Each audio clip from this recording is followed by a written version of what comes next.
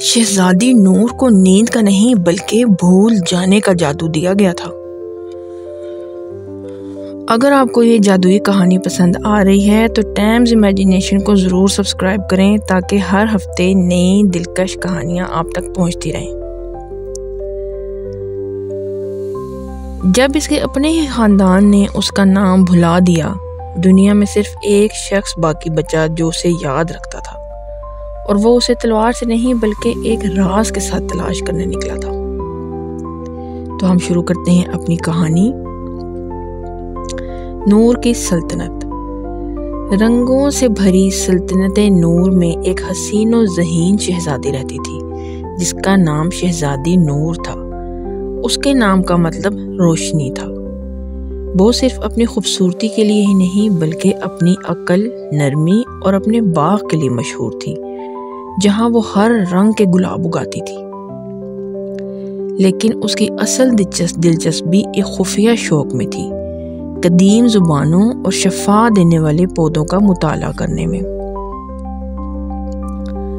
ایک روز ایک مغرور اور طاقتور جادوگر کو بادشاہ سے معمولی سی بات پر رنج ہوا۔ غصے میں آ کر اس نے شہزادی نور پر ایک عجیب جادو کر دیا، نیند کا نہیں بلکہ بھول جانے کا جادو۔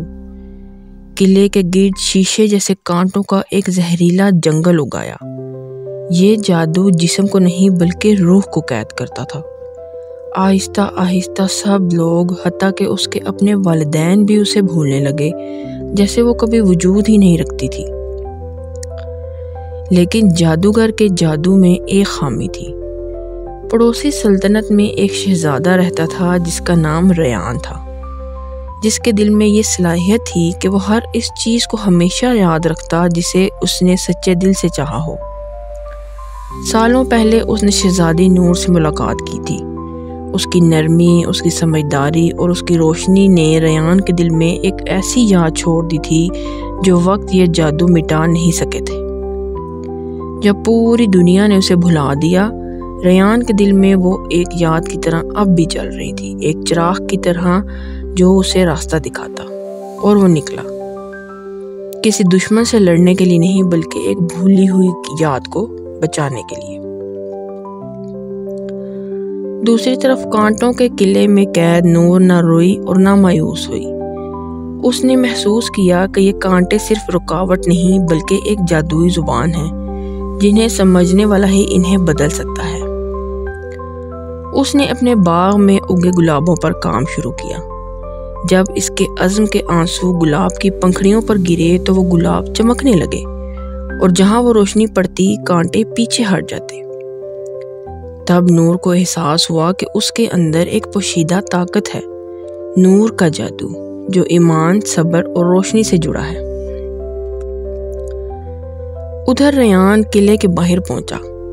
اس نے تلوار نکالی اور کانٹوں پر وار کیا، مگر ہر وار کے بعد کانٹے دگنے ہوتے گئے۔ پھر اس نے کچھ دیکھا، ایک چھوٹا سا خرگوش کانٹوں میں پھنسا ہوا تھا۔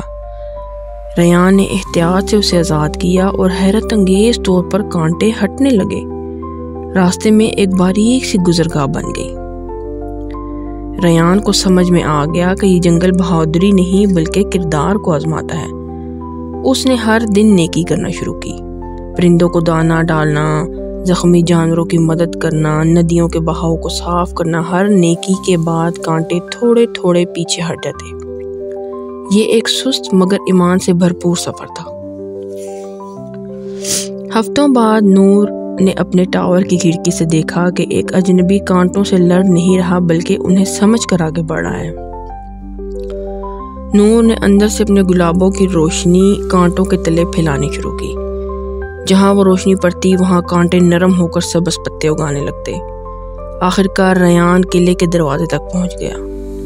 وہاں کوئی سوئی ہوئی شہزادی نہیں تھی بلکہ نور اپنے باغ میں کھڑی تھی، اپنے ہاتھوں سے ایک خشک کانٹے کو گلاب کی بیل میں بدل رہی تھی۔ میں تمہیں یاد تھی، ریان نے نرمی سے جواب دیا، میرا دل بھول ہی نہیں سکتا تھا۔ نور نے بتایا کہ کانٹے جادوگر کے غرور اور تنہائی کا مظہر تھے، انہیں توڑا نہیں جا سکتا مگر نرمی، اتحاد اور روشنی سے انہیں بدلا جا سکتا ہے۔ دونوں نے مل کر کام شروع کیا۔ ریان نے باہر سے نیکیوں کا راستہ بنایا اور نور نے اندر سے روشنی پھیلائی۔ جب وہ دونوں درمیان میں ملے، نور نے ایک چمکتا ہوا گلاب ریان کے ہاتھ میں رکھا اور ریان نے وہ گلاب نور کو واپس کر دیا۔ ان کے ہاتھ ملے اور اچانک ایک گرم نورانی روشنی پورے جنگل میں پھیل گئی۔ کانٹے غائب نہیں ہوئے بلکہ کھل گئے، ہر کانٹا گلاب میں بدل گیا اور پوری سلطنت مہک اٹھی۔ شہزادی نور اب صرف یاد نہیں کی جاتی تھی بلکہ ملکہ گلاب کے نام سے جانی جاتی تھی، اور وہ شہزادہ جو اسے یاد رکھتا تھا اس کا ساتھی اور بادشاہ بنا۔ دونوں نے ساتھ مل کر روشنی، علم اور نرمی سے سلطنت چلائی۔ ہر کہانی میں سب سے طاقتور جادو تلوار یا منتر نہیں ہوتا، بلکہ وہ روشنی ہوتی ہے جو ہم اپنے اندر ڈھونڈتے ہیں، اور وہ ہاتھ جو اسے بڑھانے میں ہماری مدد کرتے ہیں۔ ملتے ہیں اگلی کہانی میں، تب تک کے لیے اللہ حافظ۔